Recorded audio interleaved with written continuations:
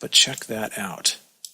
If you want to get a better look at it, you can make these other layers invisible over here, and you can see exactly what you're doing. But the important thing is that it must look good with the background. I'm going to go ahead and make these visible. Here we go. Now, I don't want to go too crazy right now because I haven't incorporated the other people's heads into the image. So let's go ahead and do that right now. Let's go over to the Adobe Bridge, and let's see who's going to be next. How about this guy right here with the cool glasses on? I'll go ahead and double-click him, and he's already masked and everything, as you can see. So I'll select the Move tool and click and drag him over to the project. Now he's pretty big, so what I'm going to do is just drag him below Man 1, and we're going to call him Man 2. All right, now let's go up here to Layer, Smart Object, and group him into a Smart Object as well. Over here to Edit, Free Transform, and let's resize him down. Okay, it would look better if he was probably tilting out like this. So if you do have to, you can rotate things, do whatever you want here. I'm really focusing on having this type of shape.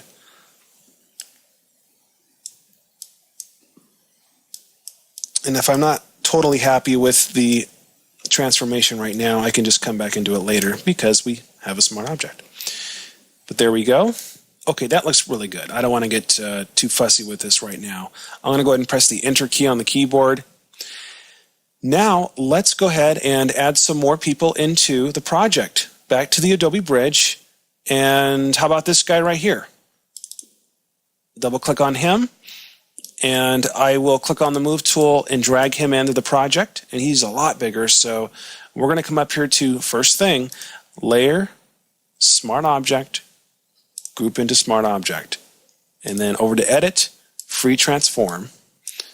And I will just transform him down, and I'll probably go over here to transform and flip him horizontally, just like this.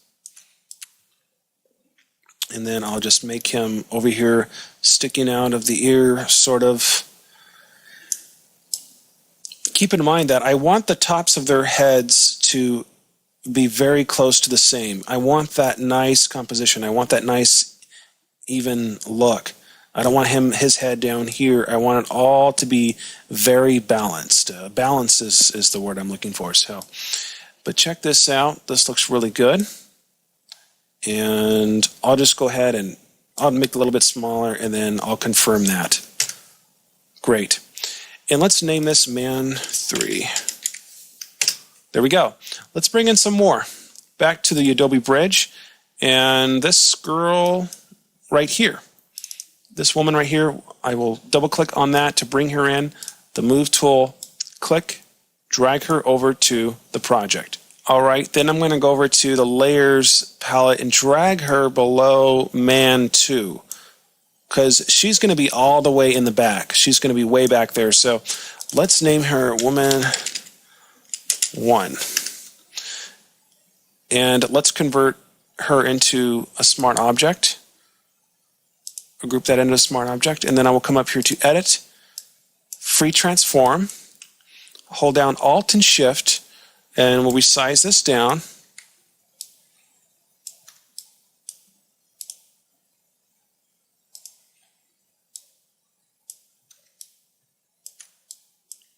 And I'm going to rotate her a little bit so we're able to see her face there. Also keep in mind that look at the eyes, make sure the eyes are lining up very good, because then you're going to have a lot better composition as well. And so that's very important too. I'm going to rotate this. I'm going to go ahead and press the Enter key on the keyboard to confirm that. Great. Let's bring one more person into the project. Back on the Adobe Bridge. And this woman right here. Let's double click on her and load her into Photoshop. I'll select the Move tool, click and drag her over to the project. And let's just give her a name, Woman 2. And I can drag her below here, but it's probably not necessary. I'm going to come over here to Edit, Transform, and flip her horizontally so she's pointing this way. And let's go over here to Layer and make her a smart object as well. There we go. And then while we're at it here, we can just close these other images back here because we no longer need them. And it'd be a good time at this point to go ahead and save your image if you haven't already before we move on. All right. Now I'm going to come over here to Edit, Transform, and transform this woman down a little bit.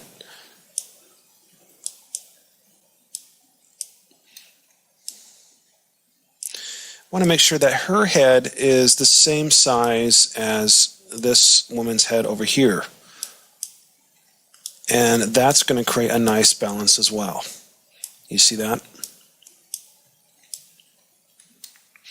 So I'm being very picky here at all these little details, but they are going to make all the difference at the very end. Look at that.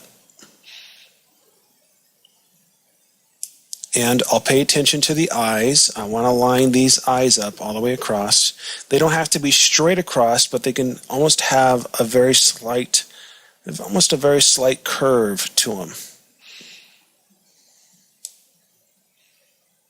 And I want to make sure the heads are going at the same angles, just like this woman over here. And when I like it, I'll go ahead and press the Enter button.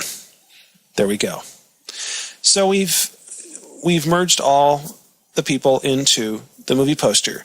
So now we have to just go through and do some masking to make all this blend together so it looks like this over here.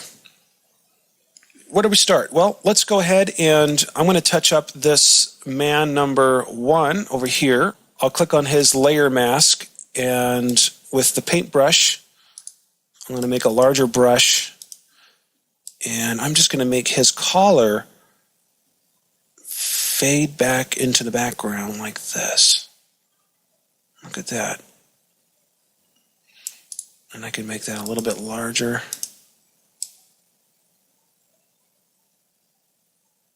There we go. And let's go ahead and move over to the glasses guy over here.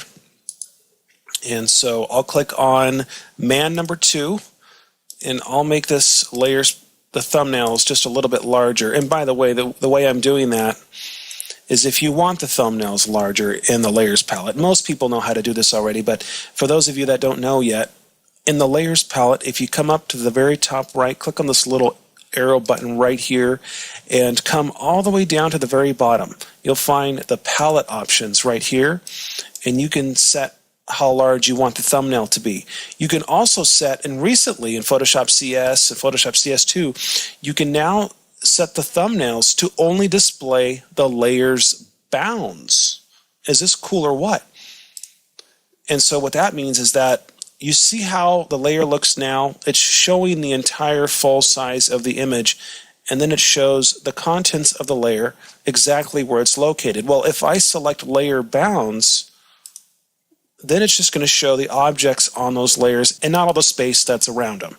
I'm going to come over to the guy with the glasses, man number 2, and then down to the bottom of the layers palette, I'm going to click on this button right here to create a new layer mask.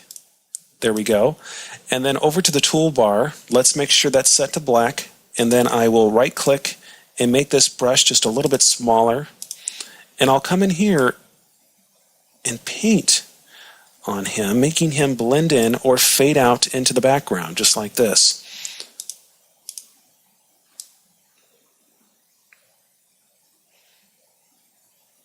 There we go.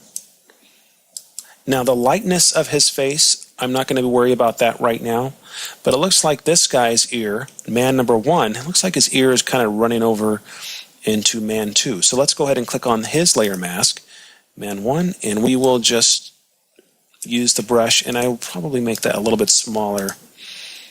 Back on man 1. There we go, something like that. Perfect. Okay, and let's just move on here to man number 3. Let's make a new layer mask.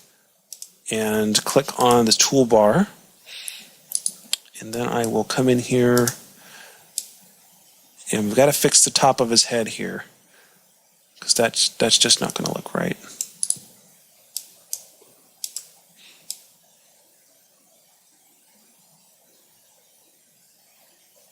Just want that to blend in with the background. Look at that. Okay, good. And I will fix the bottom here of his neck.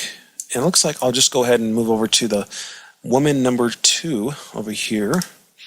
And I'll create a layer mask with the paintbrush. And I'll just paint in here. And I have such a habit of right-clicking, but we can also use the brackets on the keyboard to make the brush larger or smaller. Okay? And I'll just come in here and paint away. Make sure I get his neck there. There we go.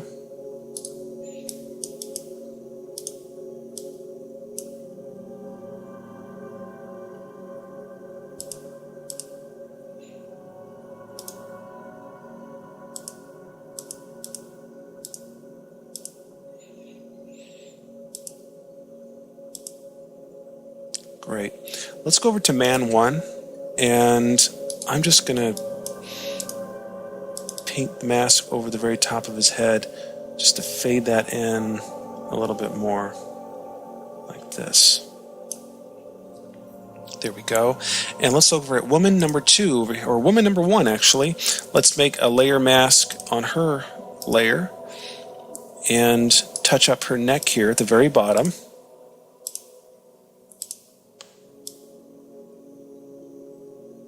Look at that.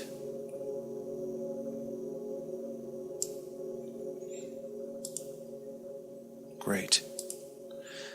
Okay, well, that looks pretty good. And that's pretty close to what we want, is what you see right here. Now, the colors don't blend in together at all. And I will be getting to that in just a moment. And I'm going to show you how to actually add a color overlay so all the images inside this poster blend in together. Go over here to the layers palette, and I want you to click on the topmost layer right here, man number 1, and let's just make a new layer on top of him. And let's just call this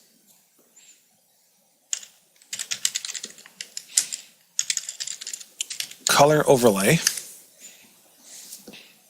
And let's fill this layer in with the color that we will be using to blend everything in together. Let's come over to the toolbar and click on the foreground color right here. And then down here where you see the hex value input right here, I want you to enter in 864200. And that will give us that golden brown look or color that we need to make this look right. And then go ahead and click OK. Come over to the toolbar and select the paint bucket tool. Click on the image to fill it in completely like this. Then I want you to come over to the opacity of that layer and turn it down just a touch. 85 or 65% will be just fine. But more importantly, I want you to come over to the layer blending mode menu for that layer. Come all the way down where you'll find color right here. Go ahead and click on that, and now that will blend everything in together. And we can control the opacity so we can have a little bit of the original color and then bring in some of the new color that we've created as well. And so you can have a nice blend there, or you can just go full blast if you want to, but I like to have a little bit of the original color in there mixed in with our color overlay.